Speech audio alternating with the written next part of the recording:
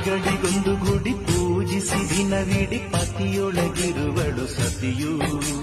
ಸತಿಯು ಅವಳೇ ಮತಿಯು ಅವಳೇ ಬಾಳಿನ ಹಾಡಿಗೆ ಶ್ರುತಿಯು. ಪತಿಯ ಏಳಿಗೆ ಸತಿಯ ಕೈಲಿದೆ. ಪತಿಹಿತವೇ ಸುಖ ಮಾಂಗಲ್ಯವೇ ಮುಖ ಎನ್ನುವ ಸತಿಯೇ ಉಸಿರಿನ ತನಕ. ಸುಮತಿ ಸುಮತಿ ಶ್ರೀಮತಿ ಆರು ಗುಣಗಳೇ ನಿನಗಾರತಿ. ಮನಕ್ಕೆ ಒಡತಿ ಮನೆಗೆ ಗರತಿ.